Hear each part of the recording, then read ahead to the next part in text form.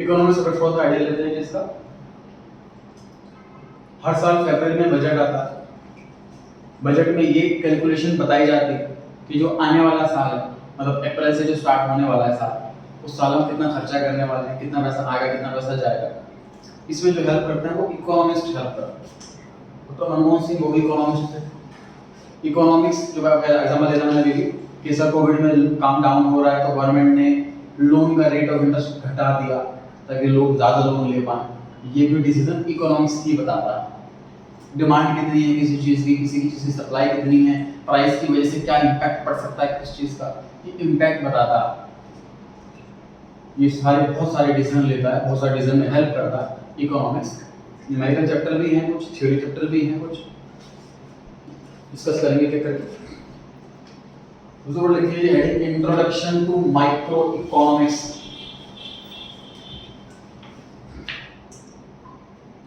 देखिए एक स्कूल कैसा परफॉर्म कर रहा है और पूरी कंट्री के सारे स्कूल्स कैसा परफॉर्म कर रहे हैं, ये दो अलग अलग काम हुए। ये वाला काम हुआ छोटे लेवल पर माइक्रो, ये वाला काम हुआ बड़े लेवल पर मैक्रो। छोटे लेवल वाला काम 11th क्लास में, बड़े वाला काम 12th क्लास में। और 11th क्लास में हम पढ़ेंगे इस कंपनी की प्रॉफिट लॉस कितना है, इस इंडस्ट्री का प्रॉफिट लॉस कितना है। 12th क्लास में पढ़ेंगे पूरी नेशनल इनकम, पूरे साल पूरी कंट्री की इनकम कितनी, ऐसा। माइक्रो मतलब छोटे लेवल पर, मैक्रो बड़े लेवल पर दिखाई दी। पहले लाइन में पढ़ें question, micro economics studies the behavior of an individual economic unit। एक particular unit, particular person, particular company वो कैसा बिहेव कर रही है उसके बारे में स्टडी करना माइक्रो इकोनॉमिक्स। एग्जांपल, एक इंडिविजुअल, एक पर्सन की, कस्टमर की डिमांड या किसी फर्म की, किसी बिजनेसमैन की प्रोडक्शन कितनी हुई, इस पर डिस्कशन। क्लियर हो पाएगी बात। Page number 114, question number 1। Page number 114, question number 1। Study करें, जो आपको ठीक लग रहा है कि ये वाला आंसर होना चाहिए, इस पर टिक लगा दें। बाद में मैं ऐड करवाऊंगा, अभी आपको जो ठीक लग रहा है इस पर टिक लगा दें। क्वेश्चन नंबर 1 पढ़ें, 4 ऑप्शंस पढ़ें। Which of the following subject matter study in micro economics? ये क्वेश्चन है। आपको 4 ऑप्शन, जो आपको ठीक लग रहा है उस पर टिक लगा दें। जब मुझे गलत हो जाएगा फिर काटना पड़ेगा। लगा दो, लगा दिया सभी ने। अब इसका आंसर है सी ऑप्शन। अगर आपका गलत टिक था तो आप जैसा मैंने टिक लगा रखा होगा ऐसे उसको कट करके फिर सी भी लगा देना। ये क्यों करवा रहा हूँ मैं, क्योंकि देखो हमारा पहला माइंड, अगर मान लीजिए सपोज आपने बी ऑप्शन टिक करा, सपोज तो आपको बी शायद ज्यादा सही लग रहा है, जब आपने बी टिक करा उसको क्रॉस करके फिर सी टिक करोगे तो आपको पता क्या होगा, जो हमारा माइंड फर्स्ट टाइम में जो हमारा क्लिक करता है ना माइंड में, बाद में भी वही क्लिक करता है। एग्जाम में आप कुछ नहीं करोगे तो शायद आपको बी पॉइंट ही क्लिक करेगा। फिर से एग्जाम अगर आपको अभी बी क्लिक करा तो कट करने का पर्पस क्या है कि जब आप रिवीजन करोगे इसका, जब आप नोट्स टेस्ट से पहले पढ़ोगे या अपने स्कूल के टेस्ट से पहले पढ़ोगे या अपने टर्म 1 से पहले पढ़ोगे या टर्म 2 से पहले भी आप रिवाइज करोगे तो आपको ये तो याद रखना है कि सी आंसर है। ये भी रिवाइज हो जाएगा कि बी आंसर नहीं है। मुझे पहले लगा था कि बी आंसर है, फिट करना माइंड में कि बी आंसर नहीं। ठीक है,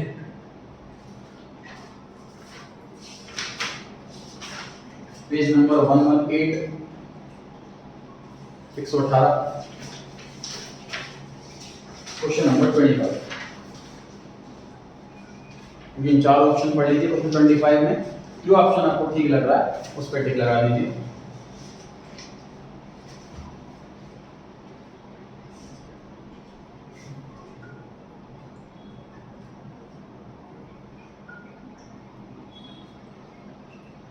जल्दी नहीं है, टाइम दे सकते हैं अपना।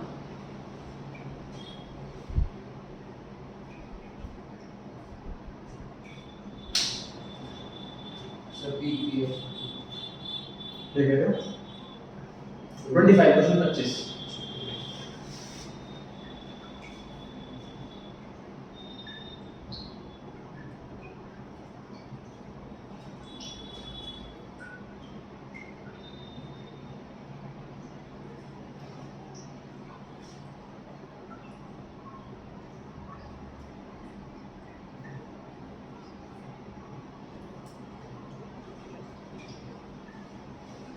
Option number C, price of a commodity. Sir notice करें दोनों क्वेश्चन में, क्वेश्चन नंबर 1 किया हमने, क्वेश्चन 25 था, दोनों में कॉमन क्या चीज थी? ए। उसमें था ए गुड, एक गुड, बस लिखा हुआ है ए कमोडिटी, एक कमोडिटी। यहां पर सिंगल चीज आ जाए वही तो माइक्रो है, ठीक है। वापस आते हैं फर्स्ट पेज पर, वापस आते हैं फर्स्ट पेज पर, लिखा हुआ सेकंड लाइन में मैक्रो इकोनॉमिक्स स्टडी करती है बिहेवियर पूरी इकोनॉमी का, पूरी कंट्री का। एग्जांपल लिखा हुआ है एग्रीगेट डिमांड, इस चीज की पूरी कंट्री के अंदर टोटल डिमांड कितनी, नेशनल इनकम, पूरी कंट्री की इनकम कितनी। Second question page 114, second question page 114। तो आपको ठीक लग रहा है आंसर, ठीक लगा रहा हूं इस पर।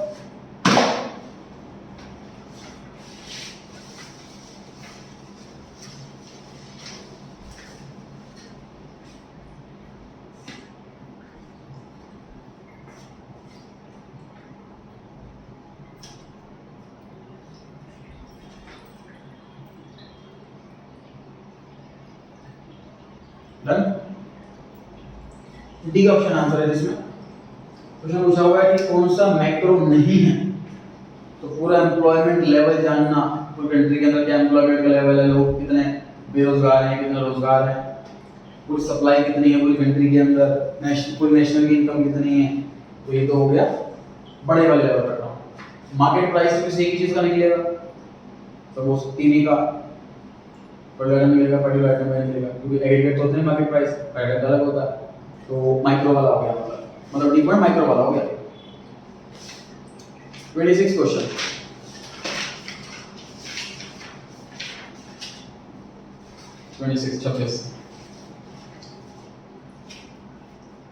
तो भी आपको सही लग रहा है आंसर, ठीक लग रहा है इस पर।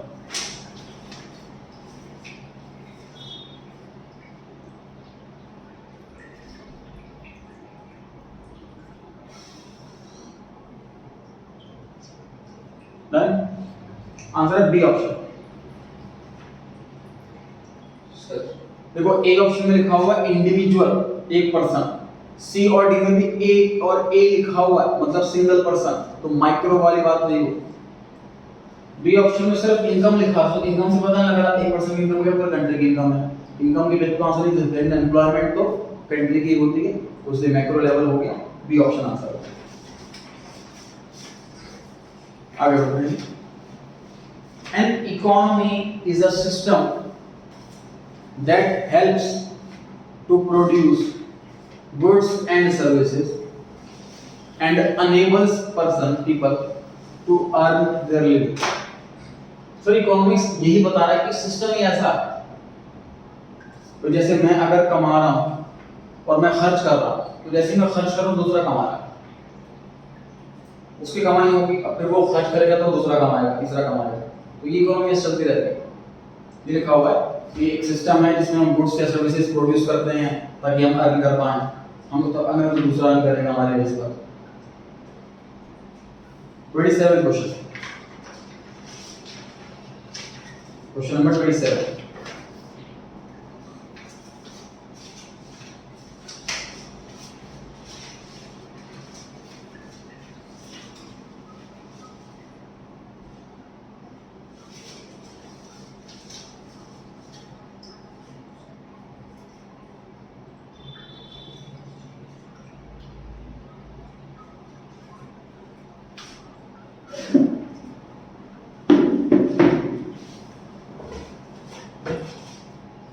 रणजीत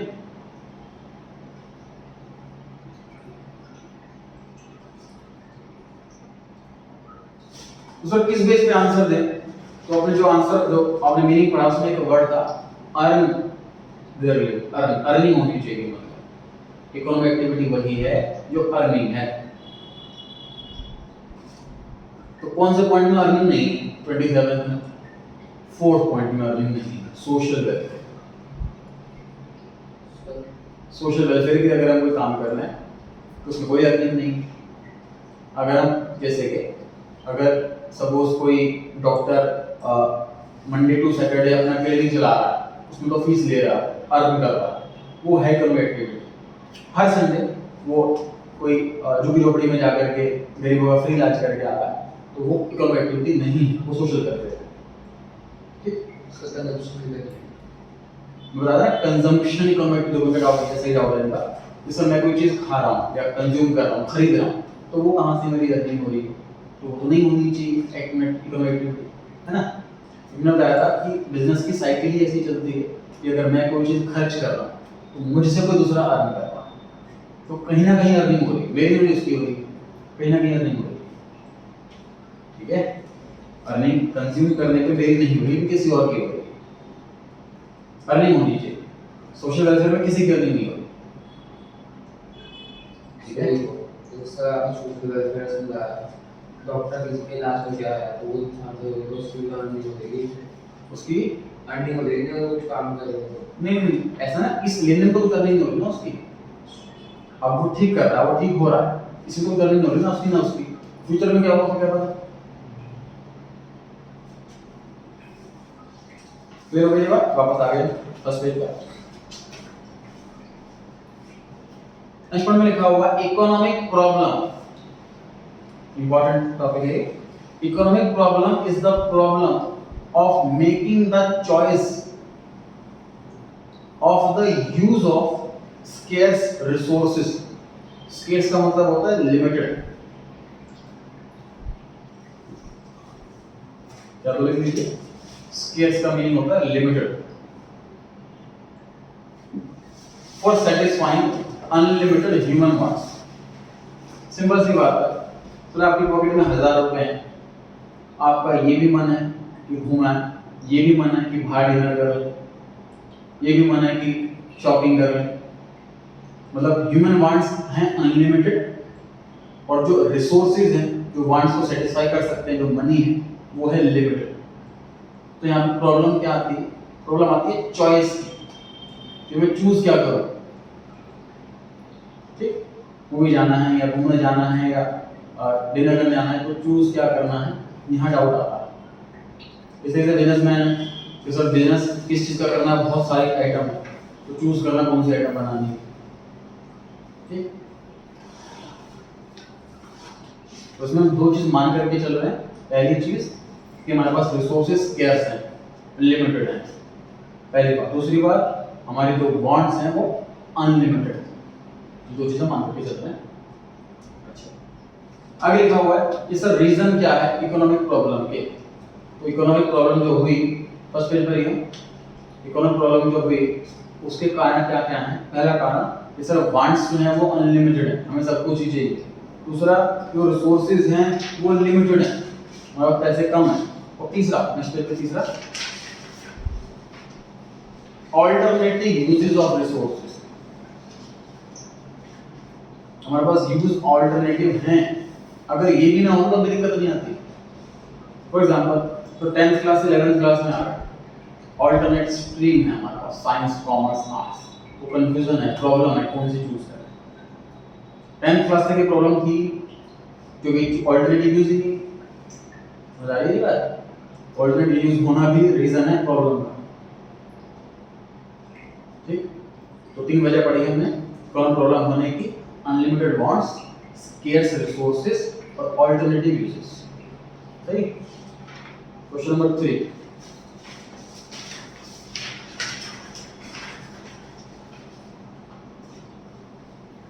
आंसर ठीक लग रहा है, जो भी आपको ठीक लग रहा है मैं डिस्कस करता हूँ।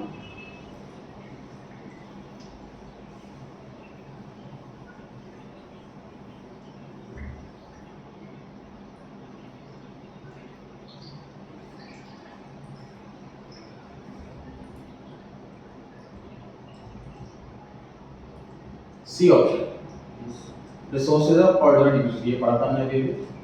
23 क्वेश्चन नंबर,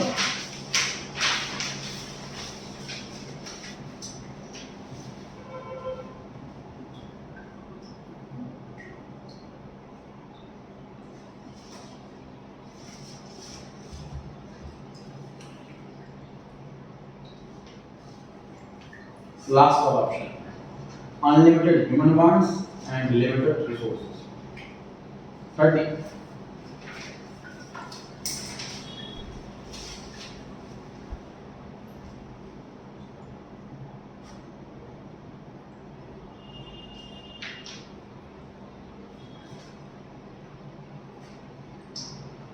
लास्ट वाला ऑप्शन लिमिटेड है और ऑल्टरनेटिव यूज। वापस आ गया जी सेकंड पेज पर।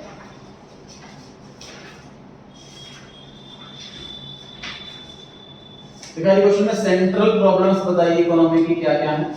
सेंट्रल प्रॉब्लम मतलब मेन प्रॉब्लम्स क्या क्या है।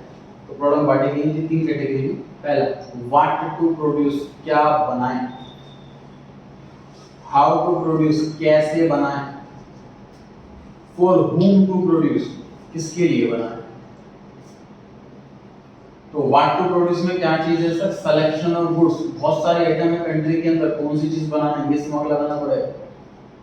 सेकंड हाउ टू प्रोड्यूस, बनाए कैसे, सिलेक्शन ऑफ टेक्निक।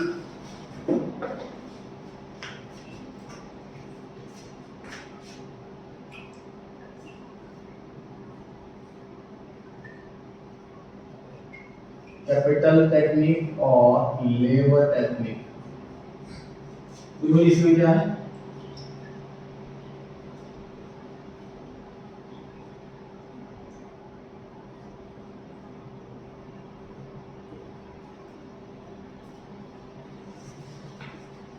समझे ध्यान से सर। जैसे वॉशिंग मशीन है, बेसिक वॉशिंग मशीन आती है, सेमी ऑटोमेटिक मशीन आती है, फुल्ली ऑटोमेटिक मशीन आती है। इसी तरीके से जब कंपनी में गुड्स बनाने वाली जो मशीनें हैं वो भी बेसिक आती है, सेमी ऑटोमेटिक आती है और फुल्ली ऑटोमेटिक। जो बेसिक वाली होगी उस एक मशीन में हमें 100 वर्कर साथ में लगाने पड़ेंगे। अगर हमने सेमी ऑटोमेटिक वाली मशीन ली तो सिर्फ 50 वर्कर लगाने पड़ेंगे, तो 50 वर्कर की सैलरी हर महीने बचेगी, लेकिन ये मशीन महंगी है। अगर फुल्ली ऑटोमेटिक मशीन ले लेते हैं तो सिर्फ 10 वर्कर लगाने पड़ेंगे, लेकिन मशीन और महंगी है। तो हम कैसे डिसीजन लें, कौन सी टेक्निक यूज करें। इस वाली टेक्निक को बोलते हैं सर लेबर टेक्निक। लेबर ज़्यादा, ये ऐसी कंट्री में इस्तेमाल किया जाता है जहाँ पर लेबर सस्ती, India, China. Capital intensive technique, यहाँ पे लेबर कम पैसा ज़्यादा। यहाँ पर जो पॉपुलेशन बहुत कम, ऑस्ट्रेलिया, यूएस, पॉपुलेशन कम, वहाँ पे लेबर बड़ी महंगी है।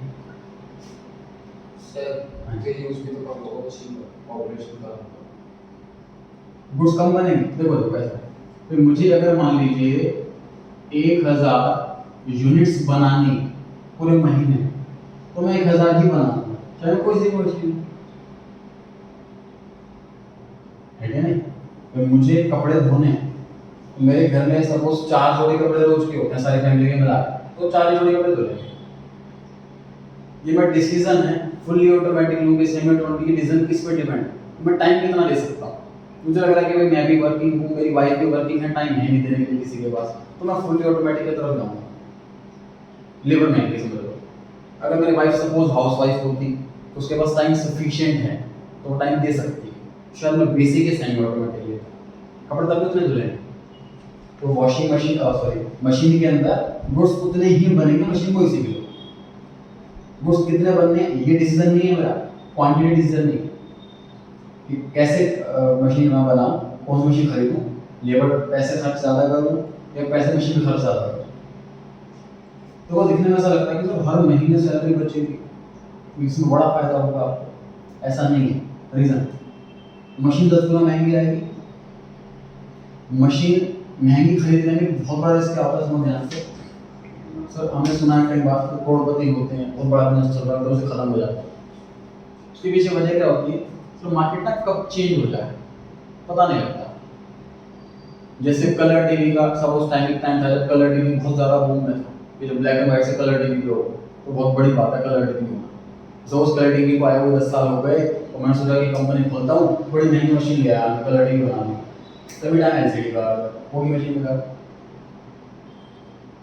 एलसीडी की मशीन लिया, बड़ी महंगी से खरीद रहा, एलईडी का टाइम आ गया, हो गई मशीन बेकार।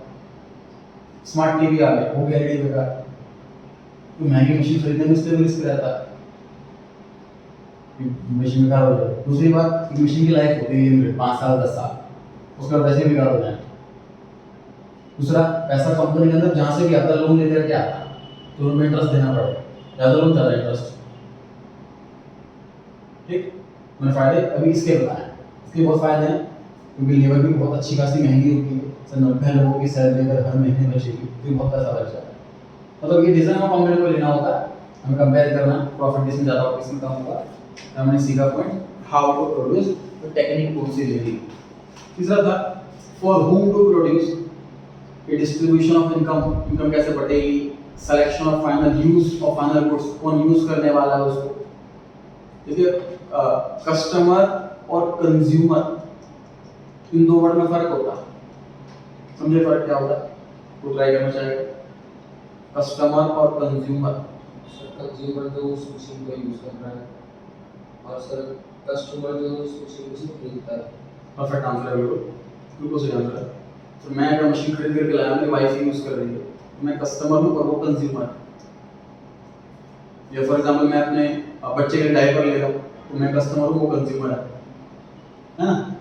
तो कंज्यूमर जो एक्चुअल में यूज करे, कस्टमर जो खरीदे। तो सिलेक्शन करना है हमें, फाइनल यूज क्या होने वाला है, किसके हिसाब से होने वाला है, उस हिसाब से। अच्छा जी, क्वेश्चन नंबर 4।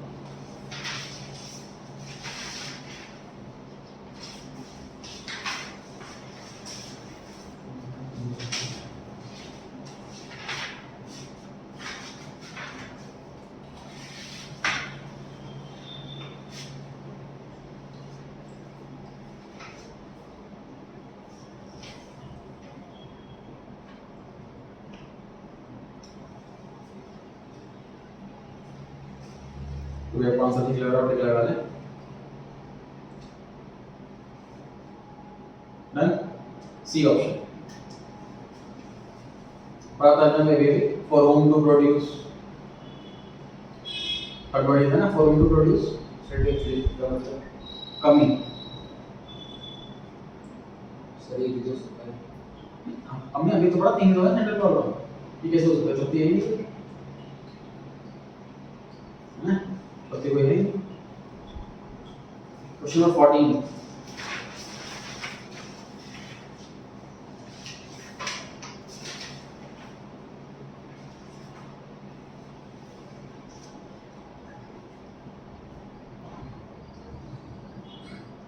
और ये भी ठीक लगा ले, डिस्कस करता हूँ। 14, 15, 16 तीनों कर लीजिए, फिर इकट्ठे बताता हूँ। 14, 15, 16।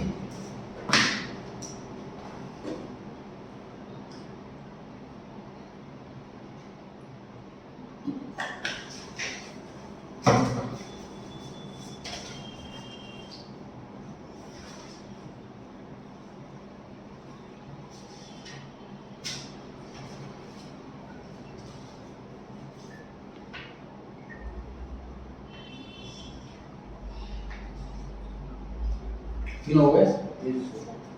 14 क्वेश्चन में बी ऑप्शन चेक करो सही है सबका, टेक्निक में था कैसे बनाया। 15 क्वेश्चन में पहला ऑप्शन ए ऑप्शन,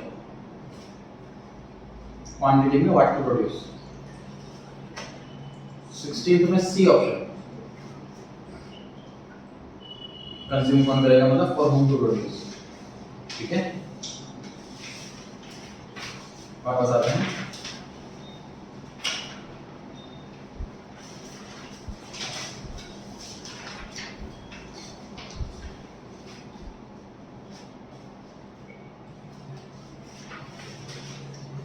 नेक्स्ट लिखा हुआ है जी opportunity cost. Opportunity cost of a given resource can be defined as the value of next best use to which that resource could be put. 11th में तो नहीं, senior classes में ये word बहुत बार यूज होता है। ये काफी कुछ आपको प्रैक्टिकल लाइफ में सिखाता है। अपॉर्चुनिटी कॉस्ट, कॉस्ट को वर्ड में समझ रहे नुकसान से, तुम्हारे पास अपॉर्चुनिटी थी वो हमने खो दी। जैसे सर मैं सीए प्रैक्टिस कर रहा हूँ, प्लस मैं कोचिंग सेंटर चला रहा हूँ, प्लस मैं शेयर मार्केट में इन्वेस्टर हूँ, एक्टिव इन्वेस्टर हूँ, प्लस मैं सेमिनार्स दे रहा हूँ कॉलेजेस में, गवर्नमेंट स्कूल्स में। ये 4 काम मैं कर रहा हूँ। अगर मैं 4 काम नहीं करूँ, एक जॉब करूँ, फॉर एग्जाम्पल भाई मुझे करीब 10 साल हो गए सीए करे, 2012 का पास आउट, तो 2 लाख रुपये महीना सैलरी इजीली मिल सकती है। वो जॉब ना करके मैं ये काम कर रहा हूँ। This is my opportunity. Next best alternative, alternative के लिए दो, फिर मैं दोनों से कोई एक ही चूज कर सकता हूँ, तो ये ऑल्टरनेटिव। और जो नेक्स्ट से मान सपोज जॉब ना करके मान लीजिए मैं अपने किसी ताऊजी की शॉप पर बैठ जाता और वहाँ पे 60,000 रुपये महीना अर्न करता, तो वो भी ऑल्टरनेट यूज है, पर वो बेस्ट वाला नहीं है। ये जो मैं काम छोड़ रहा हूँ उसमें बेस्ट वाला चूज करना है। सपोज मैं इन 4 कामों से सपोज 4 लाख रुपीस अर्न कर रहा हूँ मंथली, और ये बेस्ट, उससे नेक्स्ट ये वाला बेस्ट। तो अपॉर्चुनिटी कॉस्ट इसको नहीं बोलेंगे, इसी को बोलेंगे बस। समझ आ रही है बात? जी ये तो मैं यूज कर ही रहा हूँ ना, वर्ड यूज करूँ जो मैं चीज छोड़ रहा हूँ, ये छोड़ रहा हूँ, ये तो करेगा, तो अपॉर्चुनिटी कॉस्ट ये नहीं हुई। समझ आ रही है बात?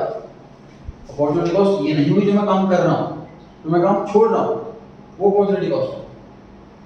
ठीक है? तो सर जैसे इसमें 3 लाख ऐड हो जाएगा, तो फिर अपॉर्चुनिटी कॉस्ट वो वाली होती 3 लाख नहीं, 2 लाख वाली भी होती। मतलब अगर मैं सपोज मैं ये वाला काम कर ही रहा हूँ और मैं इसमें 1 लाख रुपए कमा रहा हूँ, तो ये मैं कहूँगा अपॉर्चुनिटी कॉस्ट है मेरी, और 2 लाख छोड़ रहा हूँ, भी कर रहा हूँ। ठीक है? मतलब जो मैं काम कर रहा हूँ अगर वो काम नहीं करता तो उसके बाद सारे ऑप्शन लिख लो, मुझे जो बेस्ट ऑप्शन वो अपॉर्चुनिटी कॉस्ट। ठीक है? बात पढ़ लेते हैं एक बार। Opportunity cost if given resources की, मेरे पास रिसोर्स क्या है, मेरा टाइम है सर, तो मैं टाइम है तो यहाँ दूंगा या फिर यहाँ दूंगा। रिसोर्सेज की that can be defined as the value, उस वैल्यू करना 2 लाख रुपए वैल्यू। नेक्स्ट बेस्ट यूज, तो मैं नेक्स्ट बेस्ट वाला use of that resource that can B put. Clear हो गई बात? Question number 9।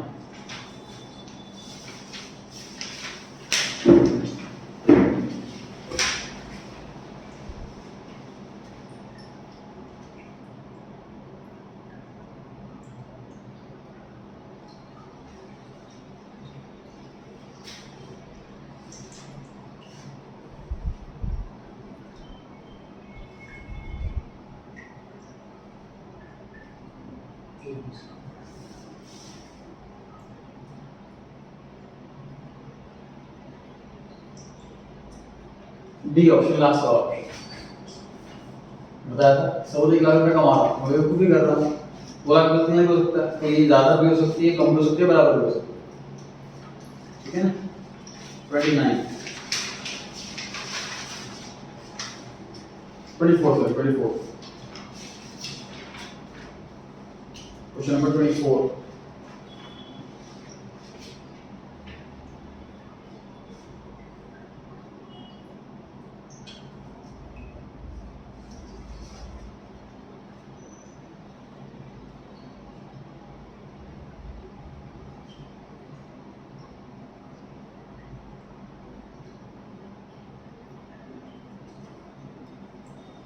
C option, cost of next best alternative for loan returns की उसकी मीनिंग आप बता देंगे।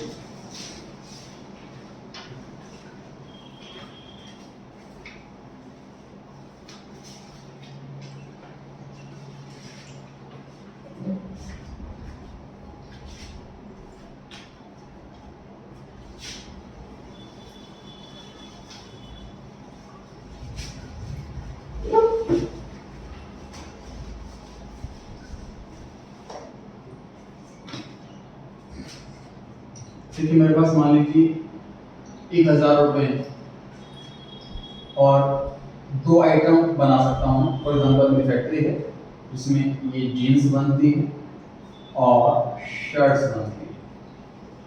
मेरे पास 1 लाख रुपए, तो या तो मैं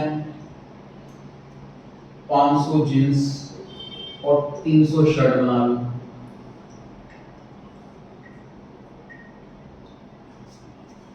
जीन्स कम करता हूँ तो शर्ट बढ़ जाएगी। जीन्स नहीं बनाओ तो शर्ट मैं बहुत ज़्यादा बना सकता हूँ, या शर्ट ना बनाओ तो मैं जीन्स बढ़ा सकता हूँ। ये मैं अगर 1 लाख रुपए पूरे लगा दूँ तो ये कॉम्बिनेशन आएगा, या फिर ये कॉम्बिनेशन आएगा, या फिर ये पूरे लगाने के बाद। तो अगर मैं ग्राफ पर दिखाऊं, ऐसे कॉम्बिनेशन बनेंगे।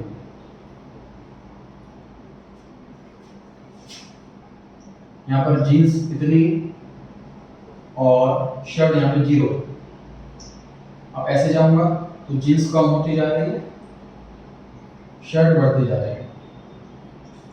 यहाँ पर शर्ट कितनी हो गई और जीन्स 0 हो गई। इस वाले को बोलते हैं पीपीएफ, प्रोडक्शन पॉसिबिलिटी फ्रंटियर।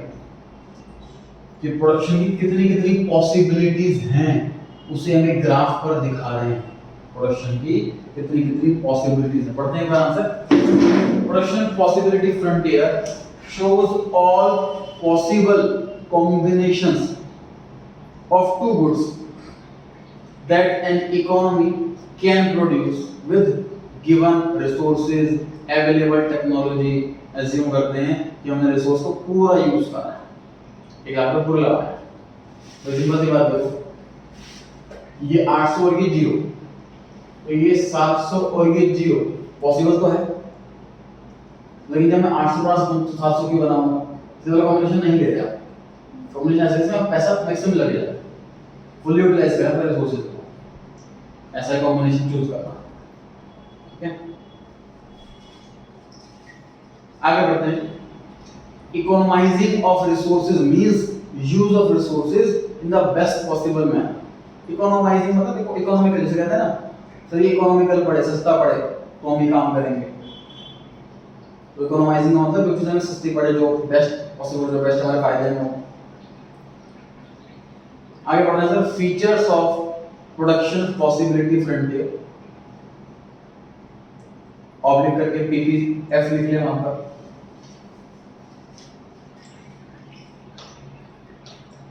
फिर ऑब्लिक करके लिखे ट्रांसफॉर्मेशन कर्व। इसका दूसरा नाम transformation curve, CURVE curve.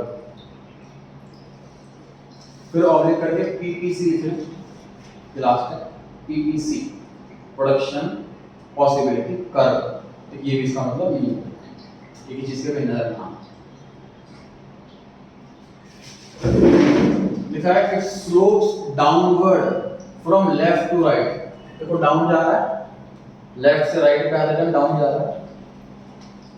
Because to increase the production of one good, मुझे अगर जीन्स बढ़ानी, some units of other goods has to sacrifice, ये कम करना पड़ेगा, शर्ट कम करना पड़ेगा। Point number B, concave to the origin. ये ओरिजिन है, ये कॉनकेव होता है, ये कॉन्वेक्स होता है। तो ये कॉनकेव टू ओरिजिन बन रहा है, इसलिए हमने लिखा है बात कॉनकेव टू ओरिजिन। किसी को ना ध्यान हो तो आप ऐसा छोटा सा बना सकते हो कहीं ऊपर नीचे पेज पर, ताकि ध्यान रहे। अगर आपको नीचे ध्यान नहीं है तो कि कॉनकेव की शेप कैसे होती है, कॉन्वेक्स की शेप कैसे होती है, और पेज पे जहाँ पे जगह दी जाए हाँ बना लीजिए। कॉनकेव कॉन्वेक्स दोनों बनाना, उसको लिख लेना। कॉनकेव ऐसा होता है, कॉन्वेक्स ऐसा होता है, ये ध्यान रहेगा आपको। पीपीएफ कॉनकेव होता है बस। बढ़े आगे। Concave to the origin because of increasing marginal opportunity cost। ये opportunity cost कहाँ से आ गई? सर शर्ट बढ़ाऊंगा तो जींस छोड़ रहा हूँ, next best alternative, opportunity cost ही तो हो गई। मार्जिनल अपॉर्चुनिटी ऑफ एमओसी और marginal rate of transfer function की चीज का दूसरा नाम है। तो ये कॉस्ट है क्या, it is increasing because all resources are not equally efficient in the production of both the goods, मतलब दोनों ही इसमें इकट्ठे यूज हो जाए ये पॉसिबल नहीं, कोई जींस में ज्यादा कोई शर्ट में ज्यादा। आगे लिखा है right word shift of PPF. तो शिफ्टिंग के बाद में आते हैं क्वेश्चन 5 करिए।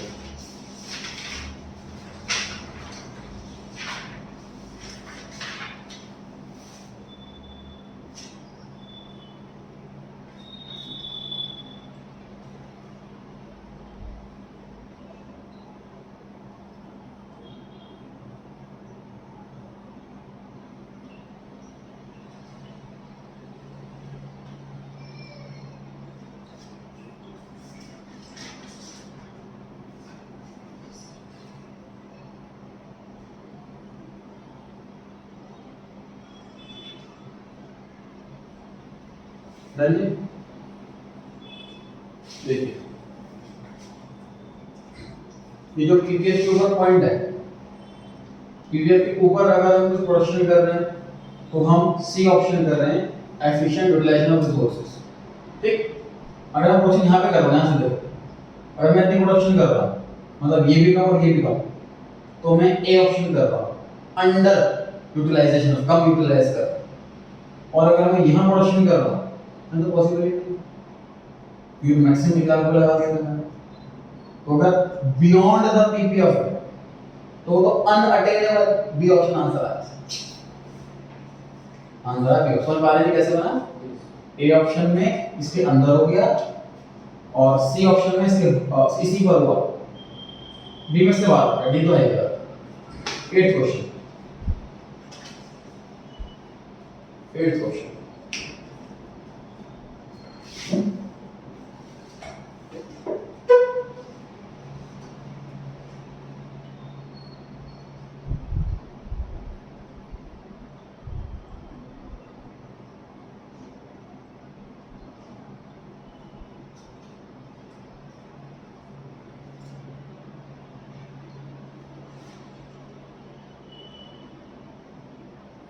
लास्ट वाला option D option. Available resources fully utilise हो गए, टेक्नोलॉजी सेम रही और रिसोर्सेज इक्वली एफिशिएंट नहीं होता है एट प्रोडक्शन। जैसे देखो ना एग्जांपल में अगर जींस 0 तो शर्ट 2000, तो शर्ट 0 तो ये 2000 होनी चाहिए। ये 800 ही क्यों है कि हर आइटम पे अलग टाइम लगता है, अलग लेबर लगती है कि नहीं। तो डी ऑप्शन आंसर आया इसमें। क्वेश्चन नंबर 20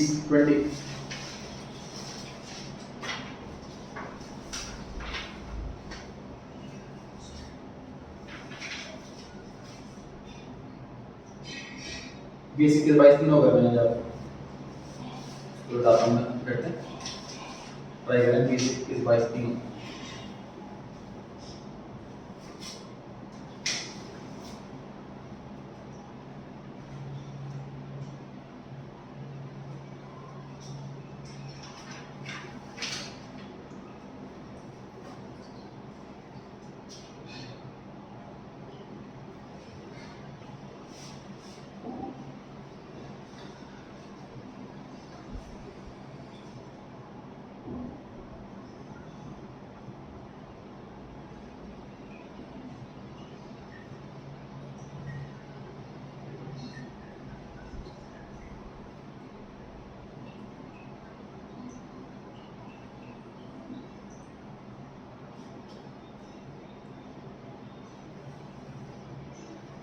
नंबर तीनों 20 क्वेश्चन में बी ऑप्शन, पीडीएफ के आउटसाइड मतलब अटेन नहीं कर सकते, अनअटेनेबल।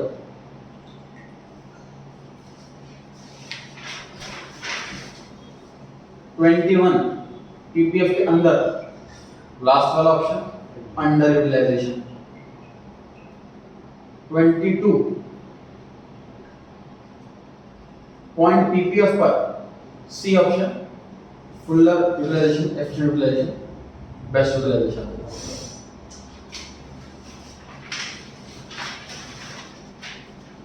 वापस आते हैं।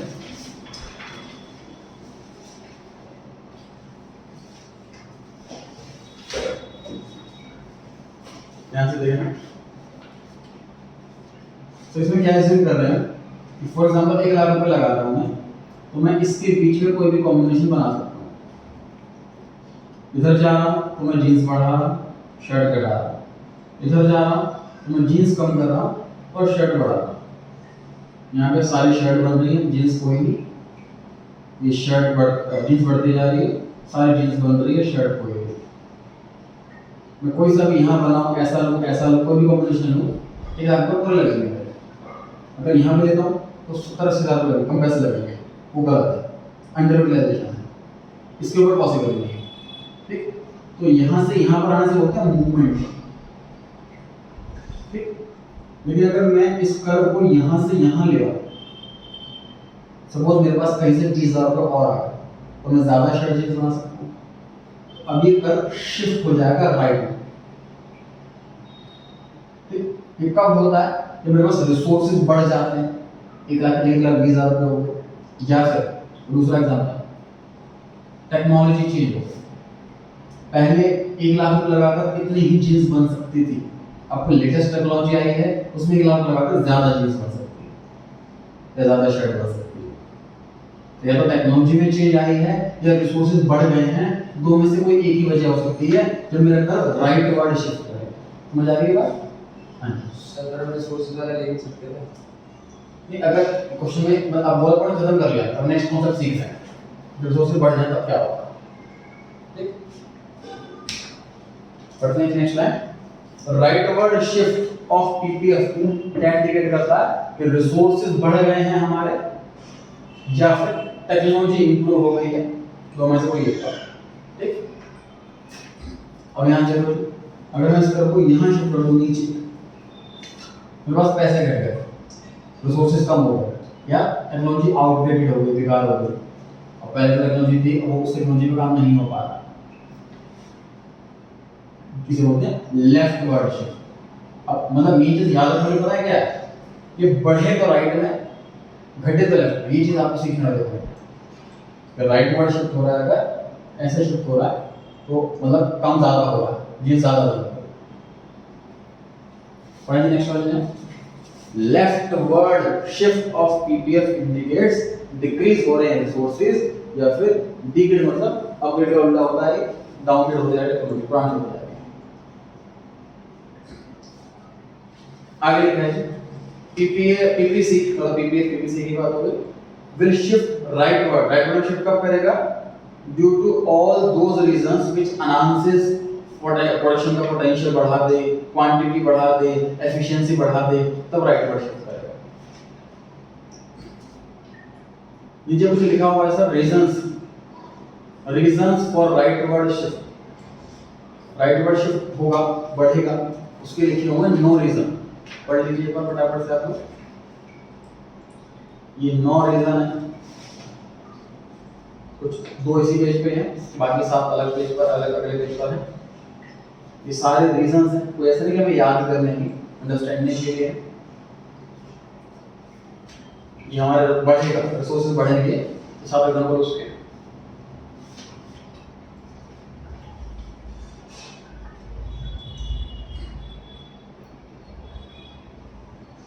सेकंड नंबर पे था रीजंस फॉर लेफ्टवर्ड शिफ्ट, मतलब हमारे रिसोर्सेज घट गए, अब काम कम हो पाएगा, उसकी वजह क्या है?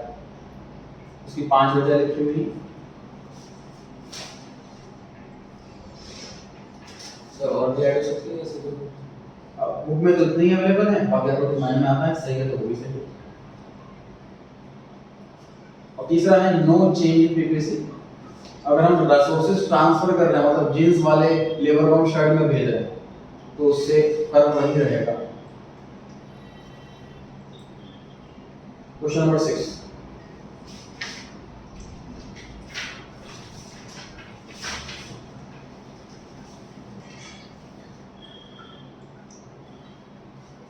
आपको ठीक लगे आंसर लगा रहे हैं इसका।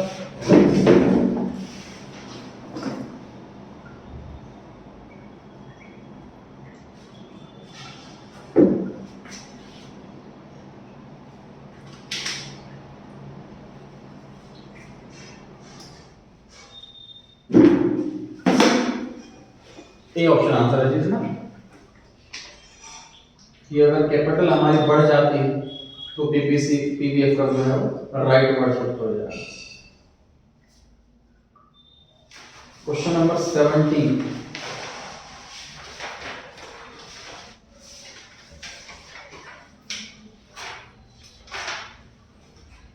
सेवनटीन 18 19 तीनों ट्राई करना है, बस लास्ट है आज के लिए तीनों क्वेश्चन।